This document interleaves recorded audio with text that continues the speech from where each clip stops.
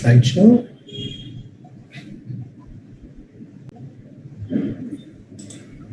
Right. Good morning, everybody.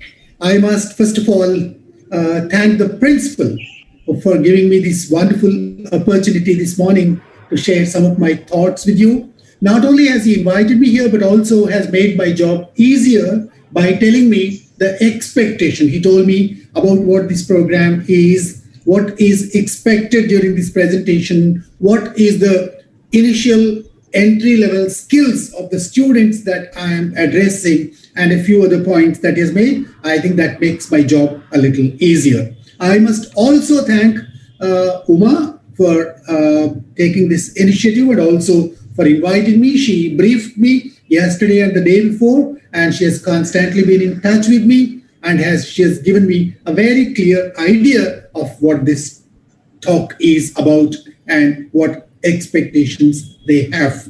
Then I must thank Kavita also for introducing me in all those fine words. Thank you, Kavita. Thank you, Uma. Thank you, Principal Garu. Thank you, everybody. Okay, let's go on. The topic is etiquette for online classes. I think you understand that. Etiquette for online classes. The principal said, you do not know much about the panel. You do not know much about how to use all those controls on the Zoom panel. And maybe many of you are not very familiar with the technology that's now being used, right, for these online classes. Okay, let's take a look at some of these things. But before that, what is this etiquette? Does anybody know? Etiquette is good manners. What is good from the social point of view? There are two kinds of things that we do. We have a private life, we have a public life. When we are in private, we can be all by ourselves, we can do whatever we want, we can behave the way we want, or we can dress ourselves the way we want, we can eat, and there are lots of things that allow us a lot of freedom. But when we are in public, when we are in society, there are certain standards, certain guidelines, certain rules that we need to follow because the society expects us to behave in a certain way. So that is etiquette. Etiquette is good manners, some guidelines for our social life, for our life outside our home. So that's exactly what we are going to discuss when you are on Zoom, when you are on any other similar platform. Because of this pandemic situation, we are not able to hold regular physical brick and mortar classes. That physical classroom that we used to have earlier is not possible right now. Maybe in a few months, perhaps it's going to be possible. But right now, we are online. We are seeing each other on our systems, on our mobiles, right, in a virtual world. So what is good behavior here? That's what we are going to discuss. Okay, let's take a look at this. Etiquette on the net is also called netiquette. This is a new word. Netiquette is net plus etiquette. Some people call it netiquette. That's a lovely word. I think you can learn this word. You can begin by learning a new word today. Etiquette plus the etiquette that's applicable to the net, internet, is netiquette. Okay, when we are staying home, when we are thinking about learning something about netiquette, I just would like to begin by asking you this very simple question. Are you ready for this class? But how do you tell me? You are all muted. You cannot unmute yourselves. You cannot speak into the microphone. I think the system does not allow that today. Maybe tomorrow when Zoom classes begin, perhaps you can do that. But this is a Zoom webinar. This is not Zoom meeting. So on Zoom webinar, all of you are muted. No student can speak unless specifically allowed. So how do you tell me whether you are ready or not? So please go to chat box. There is a chat window at the bottom on your panel. Whether you are using a mobile phone or a laptop, there is a chat window. You can click that chat window. And if you think you are ready for the class, you can just say YES, yes, or the letter S. Even the letter S is enough for me. If you just say the letter S, I understand that you are ready. I think there are about 250 students already who have joined. I want everybody to use the chat box. So this is your first learning today. So can you use the chat box and tell me that, oh, wonderful, wonderful, that's really good. I think it's scrolling really very fast. I see hundreds of responses. Great. Yes, yes, sir. Yes, wonderful, wonderful, wonderful, wonderful. Oh, I think you are familiar with the chat box already. And I'm also happy that you are ready for the class. Good. Oh, young, energetic, enthusiastic response from all of you. Wonderful. I'm so very happy to see your response. Continue being active like this. Okay? Shall we move on? Again, a yes? Good. Let's move on. Okay, what I'll do is, I'll just tell you a few of the rules in brief and I'll explain them to you in detail. So whenever we think of virtual classes, a few things that we need to remember. I put them in two separate installments. The first installment of the rules relate to our behavior on the net. So rule number one is be punctual. Wear some kind of a dress I'll talk to you about very soon. Video on, not now, but maybe other Zoom classes, regular classes when they start. Use the chat box very carefully. Be courteous, be polite. And also, lastly, avoid doing too many things at the same time, multitasking in these contexts. Let's see each one of them one after another in detail. Be on time. I mean, what does it make any sense when you are online, when you are not actually participating in a class like this physically, when I cannot see you, but you can see me? Is it really important that you should be there on time? Is time really so important? Suppose you come 10 minutes late, 15 minutes late, or maybe half an hour late, or maybe sometimes almost before the class is over, or sometimes after the class is over. Who cares? Who is there to watch you? Maybe you think, oh, the teacher does not even know whether I have come or not.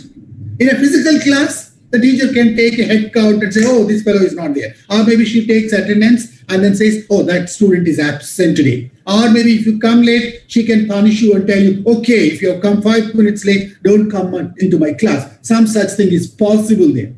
But here who bothers whether if you come late? Now, let me make one point very clear right at this point in the beginning. You have chosen to do a course which is of regular nature. I think all of you know that a BA, a BCom, a BSc or any such course can be done multiple ways now. When we studied long ago, there was only one way. If I wanted to do a BSc, I had to join a college.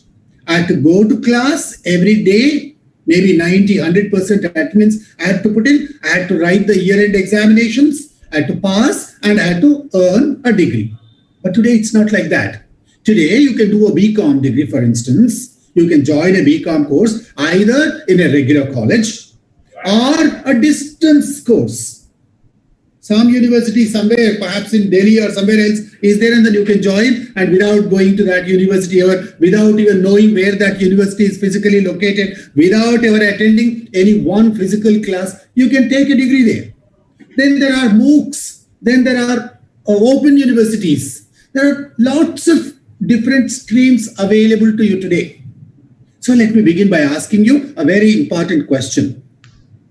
Have you joined this Keshav Memorial College just to pass time, just to spend 3 years and earn a degree? Or you want to make a real difference by taking the advantage that's available in physical classes or virtual classes? What is not available in distance education? What's not available in open universities? There is something that's available only in regular colleges and universities. Have you come here to take advantage of that? If that is the purpose, if that's why you have come here, there is all the reason why you should attend classes in time. If you don't want to come in time, perhaps you can join a distance education course. Why here? There's no point in paying fees and then unnecessarily, being blamed for going late or any such thing. Better join an open university. Better join a MOOC course or join something else where attendance is not compulsory. So you have chosen to do a course on the physical platform, the regular platform. You want to be a regular student. You want to earn a certificate that does not say online course, that says that you have been a part of a regular college or university. Then don't wait for somebody to supervise you. Don't wait for somebody to constantly monitor you. Don't wait for somebody to come and tell you, oh, you are 2 minutes late today. Please do this, please do that. I'll not allow you. I'll allow you, some such thing. Who should supervise you? I don't think there should be any need, any time in your life for anybody to supervise you. You must ask yourself, if you join this course, you must be the best here. So what are some easy ways of keeping time? One is, all of you are familiar with the scheduler on your mobile phones. I think most of you use mobile phones, smartphones, laptops, diaries, and lots of other, even if your calendar, whatever, right? Whatever you have. So use it as a scheduler. Tomorrow, 10:30, I have to attend this class. You can schedule that. If you schedule that, what happens? 5 minutes before, there is an alarm. There is a notification. There is a vibration. There is a ring or something. So you know, oh, 10:30, I have to attend a class. Let me get ready. So if you have the habit of forgetting, or if you are preoccupied with other things, some of you may be working. Some of you may be engaged in other family chores. Well, that's good actually. In case you are earning a little money for your family while you are a student, that's great. I appreciate that. But this also is important. So use a scheduler. Right? Schedule your time. One who plans one's time has plenty of time. Only those people who do not know how to schedule their time, how to plan their time, how to plan their programs, they are the people who always say, oh, I don't have time. Right? So use a scheduler. Always arrive early. I think 10 o'clock today, the class was supposed to start. It started maybe 5-6 minutes late, maybe because of some technical reason. I don't know why. There were already some students asking on the chat. I was watching the chat box. There were at least a dozen of you asking, ma'am, when will the class start? When will the class start? When will the class? That question was being posted there. I was watching. I was very happy. So students are so anxious. They would like to know. They have been waiting already. They have logged in, and maybe 5, 10, 15 minutes before some of you logged in, and you're waiting for the class. That's really wonderful. The same enthusiasm must continue throughout your 3 years here while you are here in the college. Let it continue. Every day you must feel like that. Yes, we are waiting for the class. That's good. I think some of you logged in as early as 9:30, 9:35. I saw some 30, 35 people when I logged in. I logged in at about 9:40, 9:45, I think. By then already some 40, 50 students were there. That's really good. That should not be initial enthusiasm. It should be enthusiasm forever. So always arrive for your classes a little early, at least 5 minutes early, because sometimes what happens in the last minute, something goes wrong. In the last minute, some control does not work. Some microphone has some difficulty. Some headphone gives you some issue. That's why arrive in time a little early. And the last two are very important. Be there throughout. When I attend programs like this, sometimes what happens is there are 260 students at the beginning of the class, and after 1 hour, it becomes 200. After 1.5 hours, it becomes 100. And towards the end of the class, it becomes 50. That's very bad. You've come to a class to attend the class, to learn from the class, to benefit from the class, to ask a question, to participate, to get involved, to learn. If you leave in the middle, or if you leave sometime earlier than the class is over, I think you are missing something. I told you, you have to schedule your time in such a way that you don't miss any part of it. Usually, the last part of the class is always a little more interesting, a little more interactive. Questions are invited, answers are given. All that is much more useful than sometimes the class itself. So, please don't leave in the middle. Please don't leave before the teacher leaves. Right? And especially in a physical class, what happens? Sometimes I get this question when I was working in a college. That was long ago. I retired maybe 8 years ago from government service. When I used to work in a college, in a government college in rural areas, of course, the bell would be rung. So 10:50, first period is over and the bell would be rung. And as soon as the bell is rung, sometimes even before the bell is rung, the students would pack up and the students would rise from their seats, the students would begin leaving, etc. I used to ask myself, is this bell for the students or for somebody else? Who is the bell for? Is the bell for students? I don't think the bell is for students. The bell is for the teacher. The bell is to tell the teacher, your time is over, the next teacher is coming, and the next teacher is waiting outside. Perhaps it's time for you to leave, or maybe takes the next class. Your class is over only when the teacher in your class leaves, or when she tells you, okay, now the class is over, students, perhaps you can leave. When she permits you to leave. Till then, the class is over. Sometimes some teachers perhaps continue maybe a few minutes into the next class because of some reason they cannot finish it a few minutes before. So your class, for students, the class is over only when the teacher leaves, not when the bell is rung. The bell is rung to remind the teacher it's time. Now you should either wind up or you must have already wound up and then you must leave now. So please stay throughout the class till the end of the class. I'll see there are 260 people now. I'll see how many people will remain in the class till the end today. I think this class is likely to close at 11:30. Let's see how many students perhaps will take that very seriously. So stay throughout. Don't leave before. So these are some guidelines that you must keep in mind when you come to online classes. So that was my first rule, I think. I don't need to go into any more details to tell you how important your time is, the teacher's time is, the college's time is, the schedule is, everything. Right. The second one, dress appropriately. And some of you may say, sir, is there need to tell us this also, sir? We know how to dress ourselves. But surprisingly, some of you do not know it happens in physical classes as well as in virtual classes. In physical classes, sometimes students come either insufficiently dressed or excessively dressed or indecently dressed or maybe provocatively dressed, and all kinds of things happen. The same thing can happen online also. Again, luckily for you, today the cameras are off. You're not allowed to switch on your cameras. But if I were taking a Zoom class, I would insist on students having their cameras on. Usually, I do not allow my students in Zoom classes also to switch off their cameras. I insist till all of you have your cameras on. I don't start my class. I want to see you. I want you to see me. Right? So when the cameras are on, how should we be dressed? We must be dressed decently.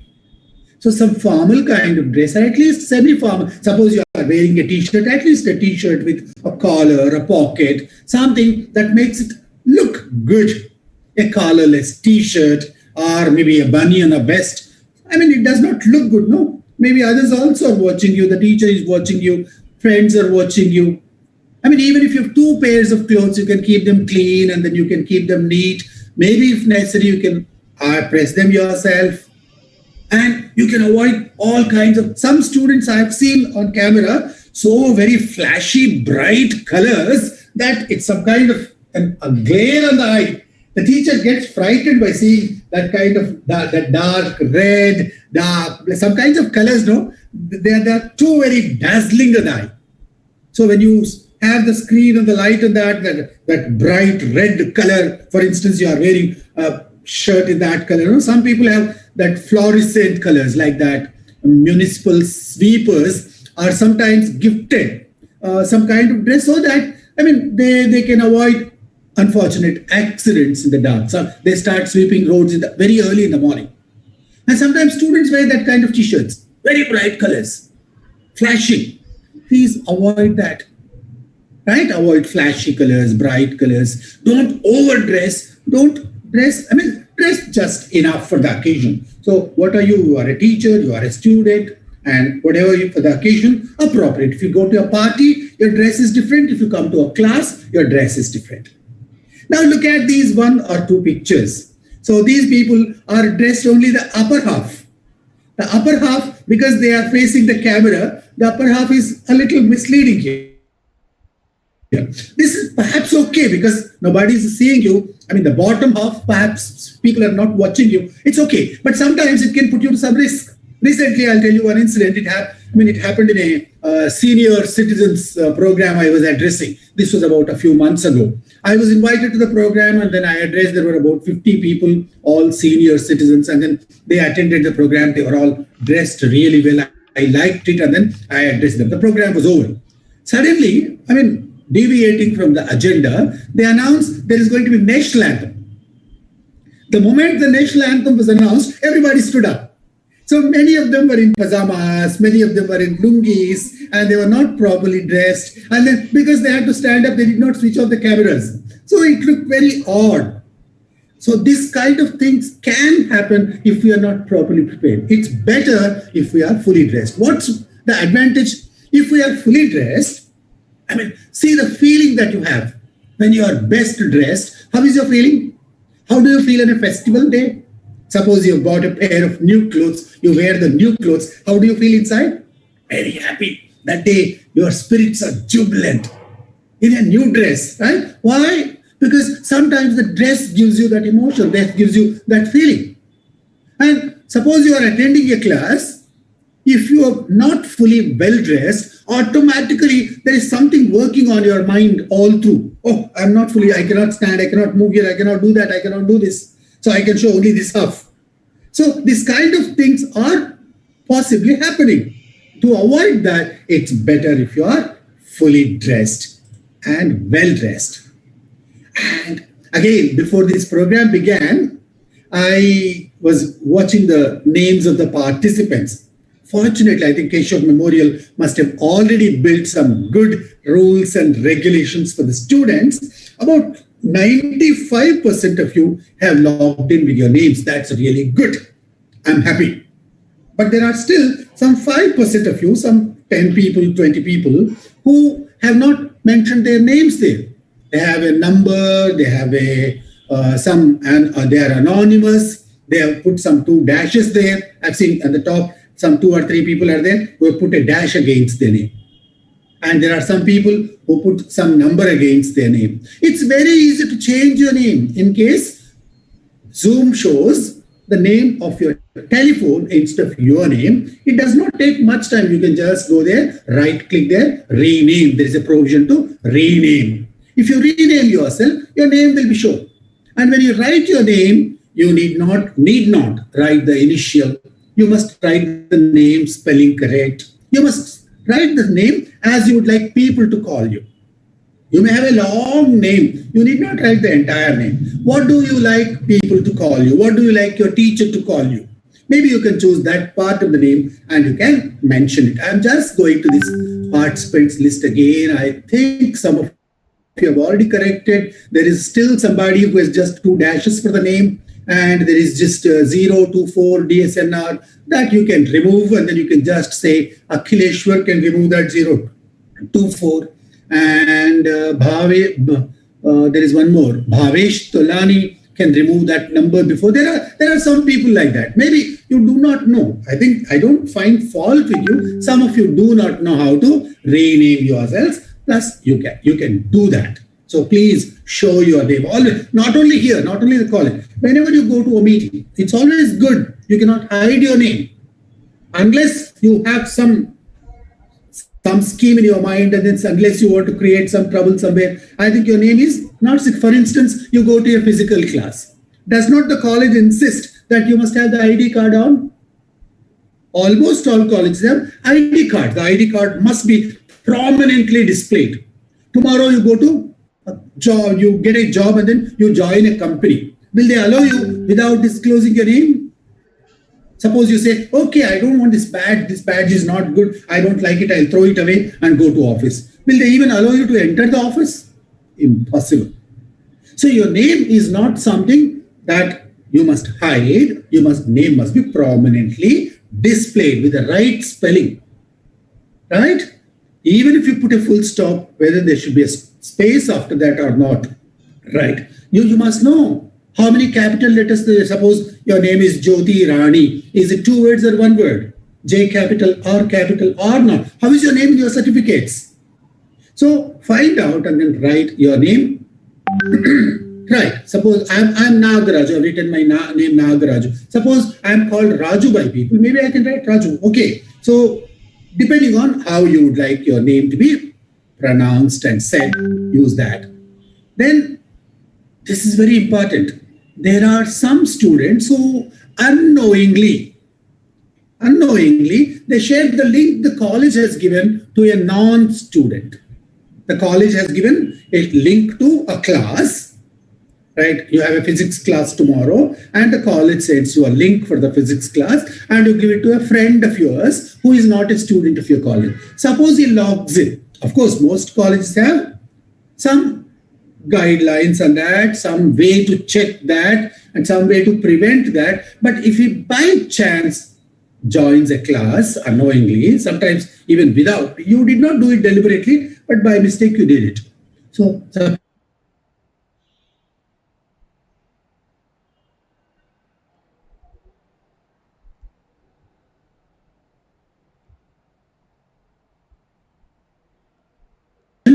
you have got a right to receive this link. Others do not have any such right. Somebody who has not joined the class, unless you have the principal's permission or some other reason to invite anybody, unless I think if there is a procedure for that, you follow that. Otherwise, I don't think you should invite anybody at all. Right? For instance, can you take a friend of yours to your physical class? Will the college allow that? No. The same rule applies here also. Right? There is a link called a screen share there. That's not for you. By any chance, if the admin did not disable it, sometimes it happens by oversight, the admin might not have disabled it. So you cannot share the screen. The share screen is for the teachers. Of course, suppose tomorrow you have presentations, student presentations. The students are invited to make presentations online. Then you will have that enabled. You can share your, like I am sharing my screen today. Whatever I have on my screen, I cannot see anything on my screen except my slide. All that I see, 100% of my screen is only my slideshow, nothing else. You might be able to see a few things. Maybe you are able to see not only me, not only the slideshow, maybe a few other faces and other things as well, but I cannot see it. Okay? So, screen sharing is not for the non-presenters. Then, I have seen it many times happening. Students misusing the drawing tools. While the lesson is going on, they draw a line there, they write their name there, or they write thank you there on the screen. Disturbing, distracting everybody. That should never happen. Please remember that that's bad manners. That's not good etiquette. Right? Please, yes, of course, because I've been making lots of presentations, I know the rule, I know how to disable that. You cannot do that now. Nobody can write on my screen, even if you try, because that's disabled. You cannot use that. But in a regular classroom, teachers, in all good faith, may enable that. They would like students also to participate in the class. For instance, some mathematics class is going on. A teacher invites a student to draw on the board and then make some additional entries and discuss. And at that time, because you are given a right to use the board, you should not misuse it. Again, look at the physical class. Suppose you go to a physical class and when the teacher is not there, suppose you write something on the screen, something on the blackboard, something offensive, I think it can easily be found out and then you can be punished also. In fact, the board is meant for the teacher or for the students in the teacher's presence. Do you understand? The board can be used by the teachers or in the presence of the teachers, students also can use it if invited. But the board should not be used when the teacher is not there or to write something offensive. So screen sharing, drawing tools, etc. must be used extremely carefully. So all the time you think that if there was somebody watching me, would I do this? Would I still do it if the teacher is watching me? Only such things can be done. If you are ashamed of doing it, if you're found, don't do that. Be careful. Maybe I'll make 1 or 2 points about this a little later once again.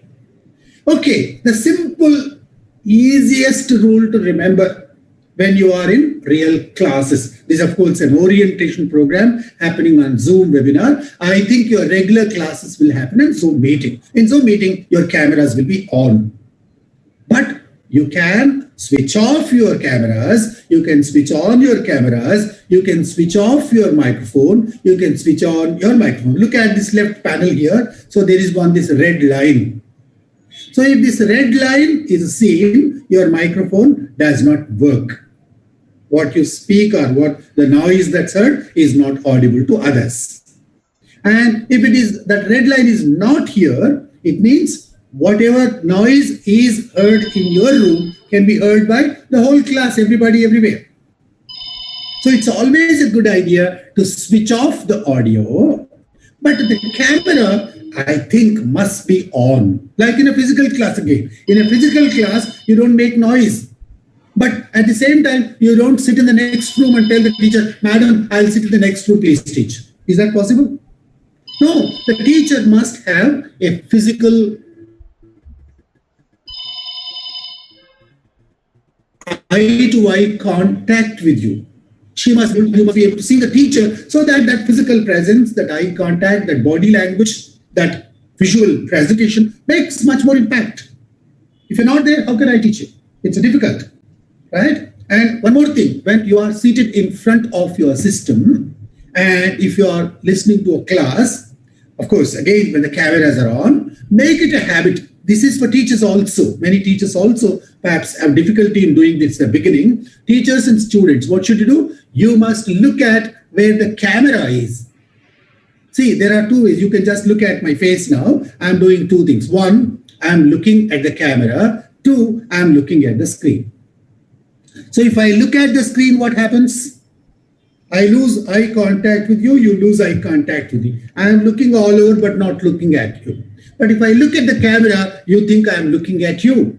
You feel that I am teaching you.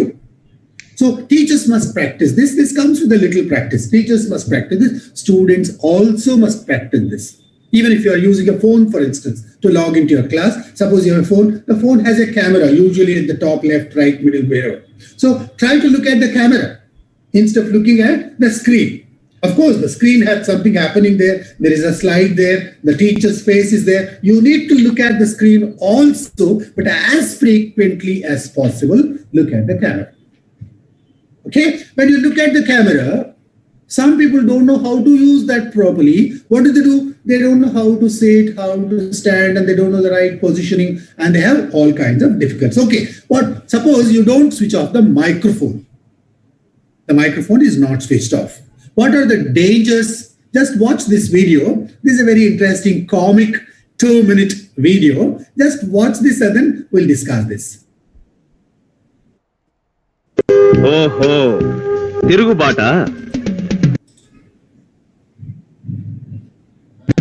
ఇలాంటప్పుడు ఏం చేయాలి?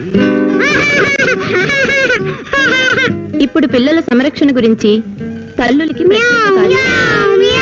కుమారుడు నాగమణి గారు ప్రసంగిస్తారు. పిల్లలు కాదర్రా, పిల్లులు. పిల్లలు. 6 నిమ్మకాయలు తెచ్చి బాగా స్నానం చేయించి ఇప్పుడు మనం రేడియోలో బామ్మర్ గారు చెప్పినట్టు చేద్దాం. అంతే కదా. కొబ్బరి నూనె తెచ్చుకుని మెల్లగా నీకు జుట్టు లేదు కదమ్మా.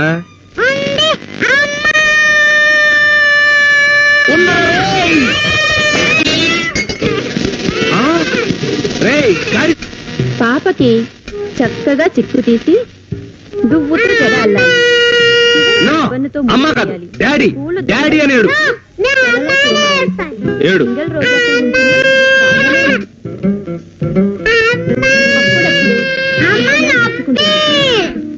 పిల్లలు ఏడవడం సహజం. బాలానాం రోదనం బలం. అంటే పిల్లలకు ఏడుపే బలం. కానీ మనం పట్టించుకోకూడదు.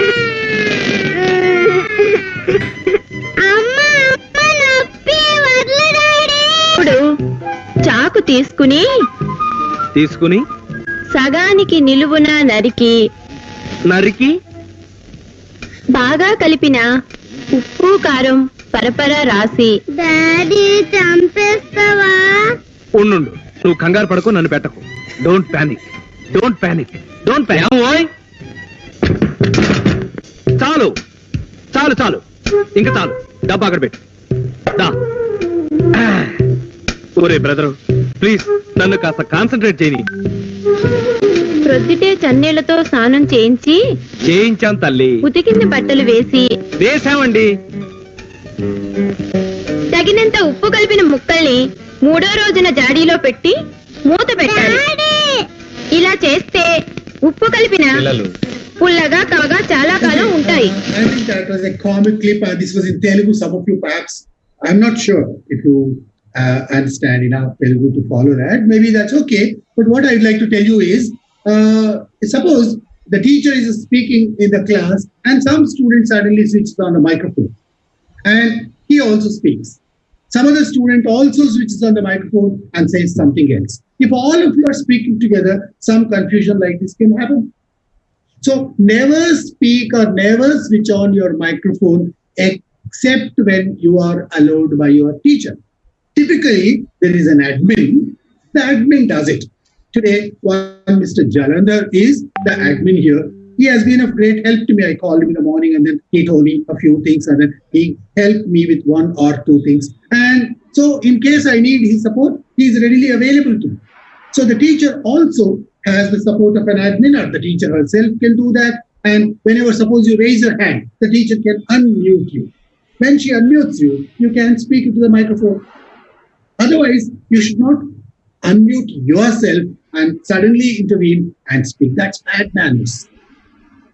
In fact, when somebody is speaking, intervening and interrupting and unnecessarily saying something while there is somebody else speaking, I think if you learn these little things, tomorrow they are going to be helpful to you if you are invited for an interview, if you are invited for a group discussion, or if you have to go through those phases. What you learn here is going to be useful to you even during your job interviews. Suppose during an interview, somebody asks a question. Before the question is asked, you start answering, you get negative marks. Suppose in a group discussion, you take all the time, you don't allow others to speak, you get negative marks. So be very cautious. Using the microphone must be a lot of careful, right? You must use care. You must be very careful while switching on and switching off the cameras. You can switch on the camera 2 different ways. One, you can go to that icon there and you can click on that. That turns green or that red line disappears and you can begin speaking. And as soon as you finish, once again click the microphone so that that red line appears. The mic is muted and whatever noise happens in your room will not be heard by others. The second way is there is a space bar on your keyboard if you log in from a laptop, not from a mobile phone. So if you have logged in from a laptop, there is a space bar. If you press and hold the space bar, the microphone automatically unmutes. You can speak as long as you want. Once you finish speaking, you can release the space bar so that it again gets muted. So if you want to speak only for a few seconds, for instance, you can use the second kind anyway, whichever is convenient to you. Okay, let's move on. Right. So coming to a few other things about the camera. There are lots of things that must not be done on camera. What are those things that should not be done on the camera? The first thing is many students during regular classes have the habit of switching off cameras very conveniently. They're happy because the teacher cannot see them. They can do whatever they want. They can sit in whatever posture they want, or maybe they can just move away. The camera is turned off. So they deliberately turn the camera towards the ceiling or towards the floor or away. Some such thing. So the picture that you see on the left side here is a class that I took maybe about 2 weeks ago. This was for university teachers, management lecturers. So I told them very specifically that all cameras must be on, all cameras must be on. University teachers. And there was one camera that was not on here, and then instead I could see a letter here. There were 1, 2 cameras that were completely switched off. There was somebody here who, instead of showing the face, has a picture there, and there were 1, 2, 3, 4, 5 faces that could not be seen at all, even if the cameras were on, at least for a while. And there were some partially visible. So all kinds of problems. Now, when you have the camera on, it is not just a physical aperture that's on, but what I mean is you must be physically, completely, clearly visible to your teacher. That means you must have plenty of light on your face, like I am seated now. I'm here on the top right. So you must be seated in such a position that the teacher can see you and know whether you are paying attention to her or not. Not only checking whether you are listening or not. Suppose you have a question, your face changes. Suppose you have a doubt, the teacher can grasp that. And she can ask you, oh, do you have a question? So it is making your body language also getting added to your impressions. The teacher also is equally visible to you. So don't be unseen, don't disappear. There are some students that do not know how to sit in front of a camera. For instance, if I sit in front of the camera like this, it'll be, I think though you are sitting there, I think one, it's training your eye and it's unnecessary. Some people, because they don't know, they go too very far from the camera. They can't be seen. And some people, because they don't know how to position their camera properly, they sit like this. So all that you can see is maybe their head, their hair, or maybe something else. All right? If there is any hair on the head, they can see that. So otherwise, the face cannot be seen. So don't do that. Don't sit too very close, too very far. Don't sit at the wrong angle. And in case you are logged in from a telephone, a mobile phone, suppose you hold it in your hand, it's very unstable, it's shaky. So when it's vibrating, shaking, moving, unstable, so it is a lot of strain to the other person who is watching you. So you must be, preferably you can either buy, for 100 rupees you get a very good tripod in the market. So you can buy it, or you can just position your phone in such a way that it's fixed in one place. You can even put a stack of books, and then you can arrange them in such a way that the phone is in a fixed place and you sit in front. Like a class again, in a physical class, what do? Right? You sit erect, you sit respectfully, you sit attentively, you sit focused. The same thing applies to a virtual class also. Don't sit in a bad posture, in an indecent manner. And some people, what do? They switch on the camera and they go around doing things, right? As if you were watching a cooking program, a recipe making program. No, you're not. You are attending to a class. Again, remember a physical class. What would you do? You sit attentively. So this is not time for you to attend to regular family chores. You must sit here. And some of the people, what do? They sit in front of the camera. Some of them are making themselves up. Some of them are grooving. Some of them are adjusting their tie or shirt or whatever. Recently, as I was invited to a school students program, I was asked to address some motivational presentation. There were some, I think, 9th, 10th class children. There is one girl who I could see on the camera, she had a lipstick stick with her, and then she was very frequently, every 2 minutes, she would apply it. And then because she could see herself on the camera, she was, I think, doing all kinds of those gestures, and she was looking into the camera and making herself up. So, young children, they do not know that is bad etiquette. Somebody must tell them. It's not good manners. Whatever, in case they want to apply lipstick, of course, that perhaps at that age is not necessary at all. But even if they want to do it, they must have finished it before the class began. Maybe adjusting their clothes, this thing, that thing. All these are extremely distracting to other students and also to the teacher. Other students also are watching, So if you do some silly, some mischievous thing like that, everybody will look at you, they laugh, and then they make noise, and then it's absolutely distracting to the teacher. It's not only bad manners, it is offensive. Please don't do that. When you sit in front of the camera, please behave. Pay attention. Absolutely focused.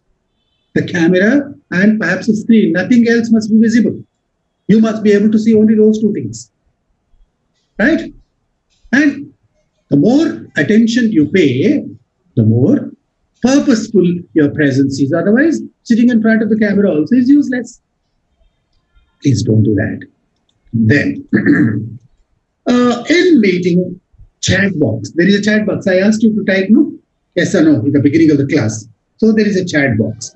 The chat box not only is for typing yes, no, but it serves many different purposes. What are some of the purposes? The host can enable it and disable it. I think now you are all allowed to chat in the chat box, but whatever you write there is seen by everybody. If you are senior, responsible adult learners, there is another provision. You can chat with each other, but you must be responsible. You must convince your teacher that you will use it very productively and usefully. So interaction with one student with another must also be productively, purposefully, meaningful. Isn't it? If that's so, perhaps it can be enabled. But otherwise, typically in a class like this, chat is enabled in a limited way. What is that limited way? You can chat. That means whatever you type there is visible to everybody, including the admin, the host, the co-host, and everybody, the presenters, the panelists, and everybody. But if individual private chat is enabled, you can speak to one single person. Right? That maybe in future, as you grow up as responsible virtual users, then you can ask questions. I think 90, 95, 99% of the students do not have the habit of asking questions, both in physical classes and more so in virtual classes. The best students are those who have questions to ask, who have good questions, relevant questions to ask. A student who joins a course like this and is there for 3 years in the class and he just sits in the class, listens to the lectures, and after 3 years passes the examination, takes a degree and goes away, has wasted his time. He never asked a question. The quality of a student, the participation, the student's participation, is judged typically by, is typically judged by the questions that they ask. An intelligent person is one who has good questions. If you don't ask any question, why are you there? Right? The chat box serves that purpose. You can make a comment. This lesson is good. This should have been like this. I wish you had thrown light on that area also. I have a different suggestion, something like that. You can offer feedback to the teacher. Madam, this lesson was really very interesting today. Madam, tomorrow please cover this also. Sir, so I would like to add this point also. There is a great resource I think will be useful to all of us. Some feedback. Then there is another provision which many of us do not use. I'll show you how. So the chat box can also allow you to share a file. So there is one file, there is one poster here on the right side. I'll just show you how to share that. Just give me one moment. I'm closing this. I'm stopping sharing. I'm going to the chat box. Right. I want to share a file with you, with everybody. I think this is disabled here, but anyway, it's okay. Can you, Jalandhar, will you please? Yes, sir. Any help needed? Yeah, I need to share a file with them, share a poster. Yes, you can could share, right? No, it's not allowing it. Is it? Just a minute. I will check it out. Right, anyway, we'll go back to that and I'll come back to it later.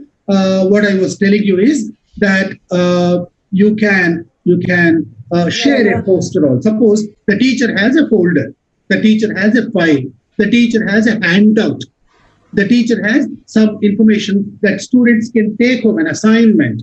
So I would like to post it on the chat box. What can happen? So once I put it on the chat box, all students can download it at their own places onto their systems and they can attend to that later. How wonderful that is.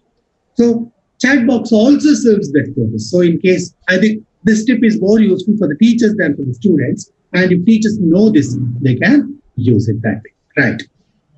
And chat box also has its own guidelines. Don't overuse it just because the chat box is there. Suppose you go on, I see hundreds of students logging in first. They just say, good morning, good morning, good morning, hello, hi, how are you, etc., etc., etc. They don't even write their name. And the name is, sometimes the number of their telephone or some other name, some other pen name, anonymous name, some Akash Ramana. Don't do that. And remember, everything that you write in the chat box is a permanent record. It can be retrieved. Right? It can be seen who posted what. Right? Like suppose, imagine you have a physical class and there is some camera behind and then you go and write something on the board and disappear. The camera has captured it. Later the principal can see who wrote on the board and what. Similarly here also, I can download all the chat, every word, every sentence that was written, and I can identify who wrote that. So be careful.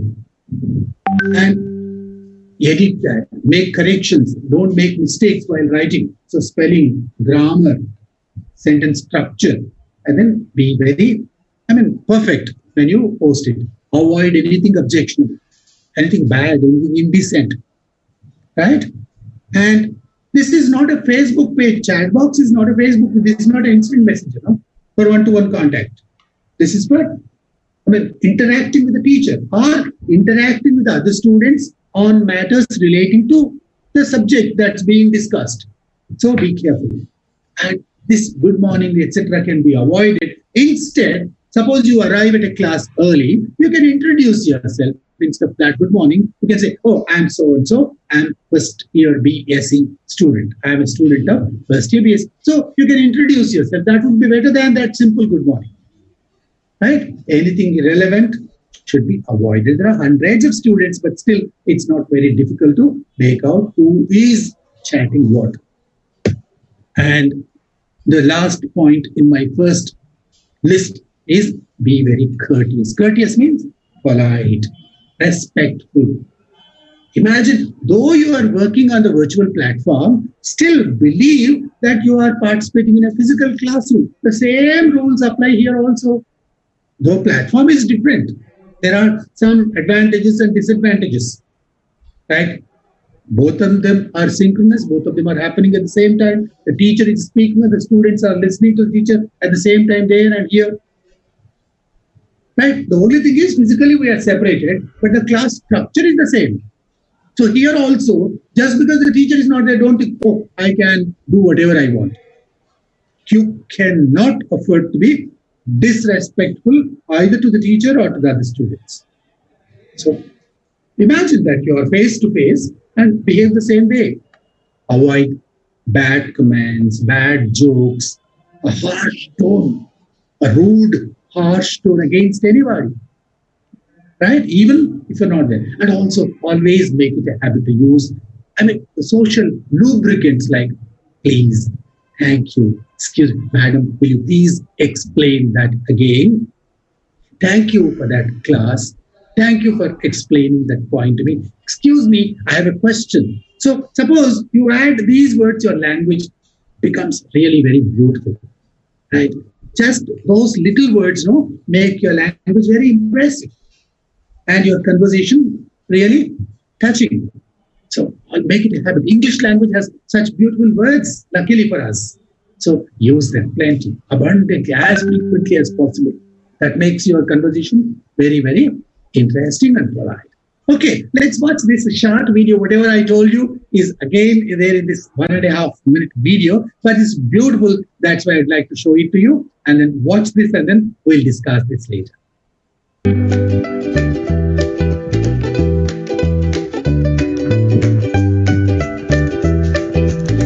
No. Yes.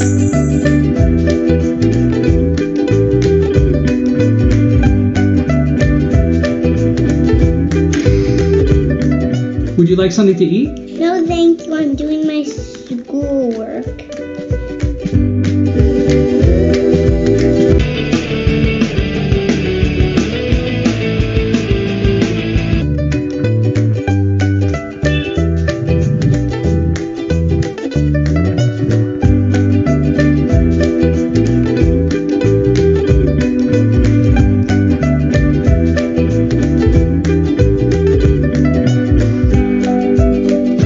My turn to speak. My turn to speak. My turn to speak.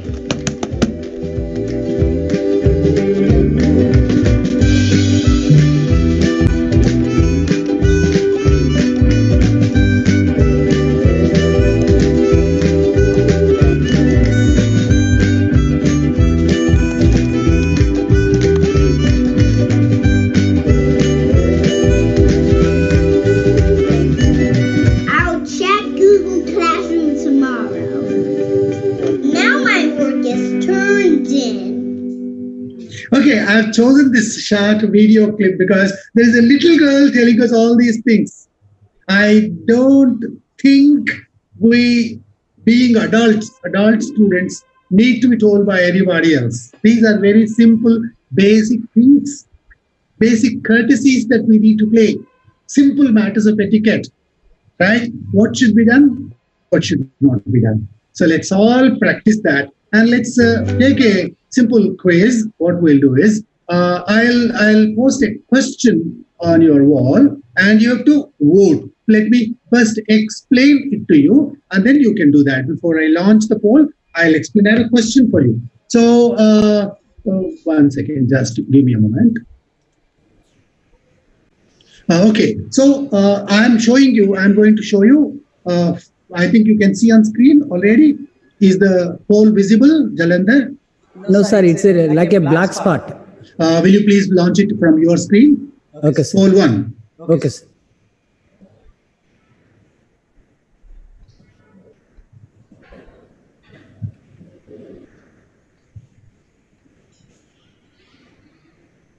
Yeah, there is going to be a question appearing on the screen, and there are a few answers. You can give your vote to any one of the answers. The question is, which of these is good advice? There are 4 pieces of advice, but 3 are bad advice. 1 is good advice. The first answer is eat and drink during the class. And 2, assignments are not very important. And 3, assignments, sorry, I think the answer has come twice. Maybe it's a typing error, I think. And the 4th one is be focused and attentive. So give your attention while you are in the class. So you can choose any one of the 4 answers and let me know whether you've followed the advice that little girl has given us. I'm very happy that 100% of you are giving the right answer, but I think only 150 people have voted so far out of the 250. I think everybody must vote. This is not a very difficult question. I'll give you 30 seconds more. Wonderful. Really good. I'm so happy for all of you. I think you're all bright students. Keshav Memorial is lucky to get good students like this. Okay, Jalandhar, will you please stop the poll now? Yes, sir. Stop the poll and show the results. Yeah. Yeah, that's it. 174 people have voted, and all 174 people have got the answer correct. Congratulations. So what's the correct answer? The correct answer is, when you are in online class, be focused. Pay your attention. Look into the camera. Follow what the teacher is telling you. Do the same thing that you do in a regular class. Get the best out of the class. Let the teacher's effort that happens in the class not go waste. Right? Be as focused as possible. Jalandhar, please close the poll. Second poll? No, not now. Yes. Yes, close it. Yes, sir.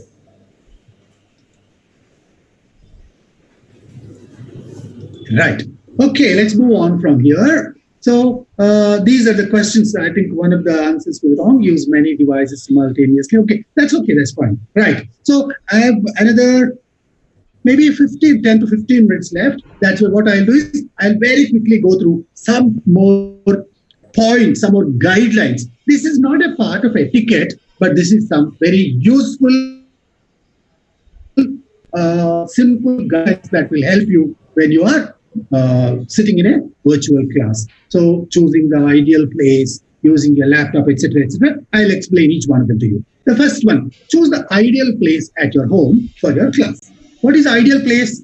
Ideal place at your home. I know many of you live in small houses. Many of you may not have a lot of privacy. Many of you may have some physical discomfort when you have to attend these classes. Maybe your mother, your father, your brother, sister, all of you are vying with each other for physical space. There are constraints, I know. Even I am deliberately sitting in a place which is not very large, which has my bed at the back, and then which is a little cluttered, not very much. I can use a virtual background, but I'm deliberately not doing it. I want to tell you what you can make the most out of things that are available. So avoid as many distractions as possible. If you turn the camera a little, if you just adjust a few things, I think you can make the most of the place that's available to you. Please see, wherever there's plenty of light. The light must always fall on your face. I showed you another picture earlier, no? So there were some teachers sitting in dark places. I could not see their faces.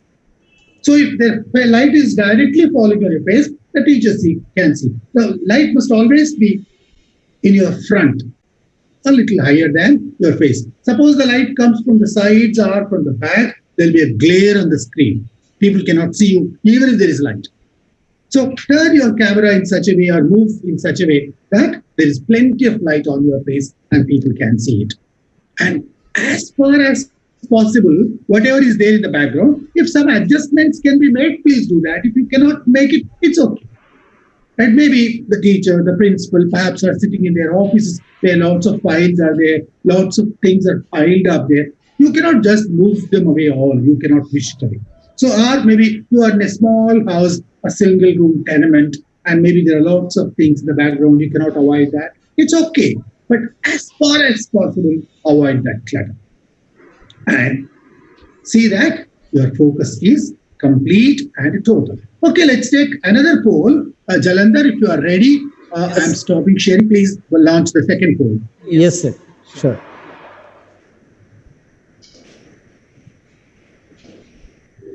Again, I'm going to give you one question and 5 answers. You have to choose any one of the 5 answers. Out of the 5 answers, only one is correct. Remember, this can be a little misleading. Shall Please. Shall I launch the poll? Please do it. Yes. So the question is, please wait for a second. Let me explain it to you. Question is, which place is ideal at your home for a virtual class?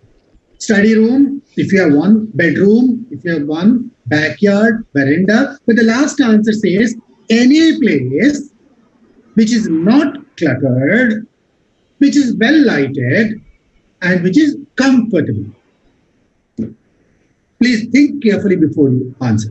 I told you this can be a little misleading, but if you apply your mind, I'm sure. I think all of you have started understanding the question. I don't think you can change your answer once you poll it. But anyway, it's fine. I think most of you are right. Some 20 people have gone wrong only because they did not wait till I explained the question to you. They hurried a little. I'll wait for 30 seconds because this question is not really very difficult, but it's a little misleading. Good. I think some 170 people have polled so far. I'll wait till I think it becomes 200. Another 20 people to poll. Good. Maybe some students are not paying attention. Maybe they have switched off their cameras. I don't know. I think it's getting stuck at 182. What is happening to the remaining 60, 70 students? Where are they? They are unstable. Yeah. Yes. So we can catch you red-handed like this. So you cannot cheat us. There can be a poll anytime. and then I can find out who is. And I'll come to one more important point a little later. Right. I think 194. Jalendra, you can stop it now. Yes, sir. And show the results. Okay. Oh, 196. That's good. That's good. That's really wonderful. So we have 196 votes polled. I think almost everybody has polled.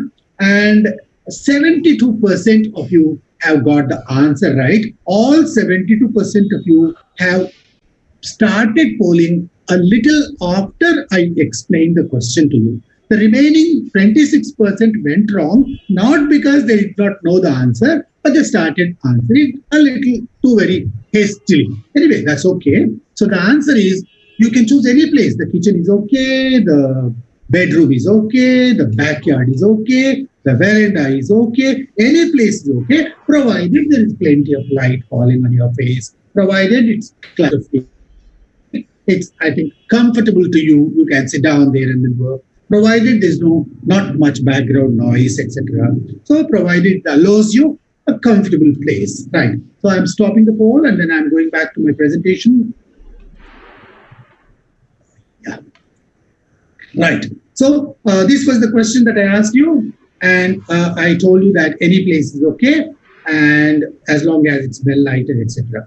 So you can see some pictures at the bottom. I think you can see these pictures. So this second picture, there are two children sitting here in the kitchen, but they are working on a computer, a small smartphone, and they are working on their school assignment. These two people on the third picture are sitting on a cot. Right? On a cot, inside there is a lot of clutter behind, which cannot be avoided. But still, see how studious they are, how engaged in the learning process they are. They cannot be distracted by anybody. See, such a small house, maybe one room. Everything is there in that room. The background is completely clogged, but still they are paying such attention. I love this last picture. See, this little boy in the open with that book with a smartphone in his hand. See, all ears, all eyes, full attention. I think is a good lesson to all of us. I think all of us are adults, senior students, engaged in the learning process. We have a certain purpose in our mind. We have great goals. We want to achieve something big in life. And if we don't pay attention to our class, what is it that we have? So please, I think, make most of the virtual classes that you attend. Here, of course, is a veranda. It's not a veranda, it's a, what do you call that? It's a payol. So there is an arugu outside the house, and they're all seated here, taking care of the corona times and paying attention to that, working on their smartphones and also textbooks. See, this is all really lovely. It's so very inspiring to see such little children doing such wonderful participation in the classes. Okay, this is important. So I think I have seen lots of students, teachers, presenters, admins, hosts finding it difficult because they don't charge their mobile phones fully, they don't charge their laptops fully, something goes wrong in the middle. So in case your mobile phone, suppose you have not put it in the silent mode, and maybe suddenly it rings and suddenly it distracts your attention. Suppose your teacher receives a telephone call during a class, how do you feel? Don't you think that teacher, I think, is ill-mannered? So a teacher cannot have the phone ringing inside the class. If she is expecting a very important call, she can at least put it in the silent mode or the vibration mode. The same way, if you have your mobile phones ringing in the class, or maybe you are stealthily saying something on your mobile phone, I think it's the same thing, no? I think you should not do that. Okay, so have enough power backup. So I think many of you may have some power backup, like UPS, or maybe you have a power bank. I don't know, whatever. Otherwise, at least fully charged. And sit very close to a power plug point where, in case necessary, you can plug in again and then you can have constant power source. And this is something very, very tough in many small towns. Even in Hyderabad also, the signal is not always strong. Your mobile phone is there. Maybe you have data available, but the signal is very weak. What happens? So your phone works in one room and it does not work in another room. Even within the room, sometimes when you change the position, the signal is weak. So identify the place where the signal is continuously strong and the Wi-Fi connectivity is there. Suppose you have Wi-Fi at home, so sit as close to the Wi-Fi router as possible. Now I am sitting in this room, my Wi-Fi router is just next to me. That's where the signal is reasonably strong. So take care of these little things also so that your classes become productive. Finally, take care of the assignments. I don't want to spend time on this. I have almost finished my time. That's why in case the teacher gives you any assignments, pay attention and answer them immediately. So I'll stop there. But last slide, I have a warning. I think this is a warning. I call it a warning. All students, please remember, anything that you do online, on Facebook, on WhatsApp, on a virtual class, in the chat box, anywhere, any kind, is not confidential, is not private. Anybody with a little common sense can extract it anytime. Suppose you send some indecent message, some provocative message, some disruptive message, right? Some vulgar message or some such thing. Wherever, either in the Facebook or in the college version, it can be identified. There are ways of identifying. Tomorrow, if you finish your BCom or BSc and go for a job, a government job particularly, the police can extract what you posted on Facebook 5 years ago, 10 years ago. It's possible. WikiLeaks and all that, I think some of you know, those who read the newspaper. So even what the prime ministers and presidents of countries are interacting with each other was in public domain. WikiLeaks was that. Right? So don't think, oh, I can send this message to this girlfriend. I can send this message to this boyfriend. I can write this nonsense about that teacher. I can do something about this. I can write some nonsense about some political party, some religion or whatever. And then if you get caught, your future is saved. You can buy yourself a lot of risk. So one simple logical conclusion make to yourself is whatever you can do in public, you're not afraid of doing in public, do only that in private also. So if you do something, you must be bold enough to do that publicly also. Otherwise, don't do it. Be safe. Don't share your passwords. Of course, you're all educated people, I did not tell you, but still lots of educated people also are losing money, losing documents, losing secrecy, losing privacy. I think there are cameras all over. Maybe 5-10 years ago, if I broke a rule on the road, nobody would know. But today, the policeman need not be there. Somebody is capturing breaking the rule, and then I can get a notice home saying that I broke the rule, that's why I must pay fine, and I cannot escape that. I'm just giving one simple example. So nothing is private. Don't think, oh, because I am doing it in dark, because nobody is seeing me, I'm not seen. Even if you are doing something in the dark privacy of your home, you still can be caught. So this is my last warning. Be safe and be good. So that's all I have today. Tell you about this etiquette for the virtual classes. I wish you a very, very, very, very happy, successful, rewarding, productive, useful learning times while you are at the Keshav Memorial during the next 3 years. Wish you all the best. Thank you very much. There are still 218 students. I think I am really very happy. Only some 30-40 out of them, some of them perhaps have been teachers and others also. It's good. So 218 students at the end, 219 students at the end of the class is really good. Happy. Thank you. Wish you all the best.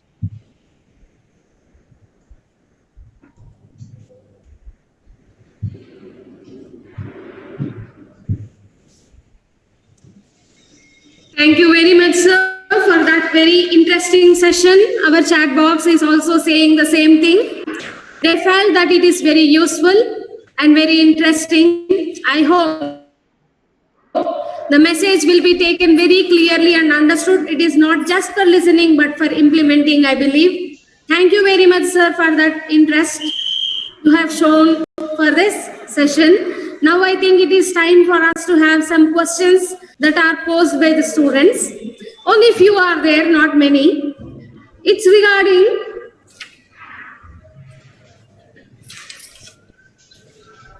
can you please share some tips? Of course, you have already shared many tips, in fact, for the online classes. But how should I maintain time management? How should I maintain? Okay, the sentence is the problem here. But anyway, he is Anand Rao who is asking this question: how to manage time? Anand Rao, thank you for asking that question. Time management is a big topic. That's an exclusive topic by itself. Maybe some other time when your principal perhaps invites me to a college, I'll discuss that. But one small thing, I gave you one tip already. Use a scheduler. Use a reminder. Your mobile phone has a built-in reminder. So it tells you, suppose you have a program at it gives an alarm and it tells you, oh, you have a class at 10:30, please attend. That's enough to begin with. Just start using that, your life will change. Right? Thank you very much, sir. That is very useful. I think most of the students should follow it. They may know it, but they may not be using it. But it is right time for them now to use it because they shouldn't be missing all the classes that are going to be done surely. So there is one more thing. When we attend online class, do we need to wear shirts? Oh, yes, of course.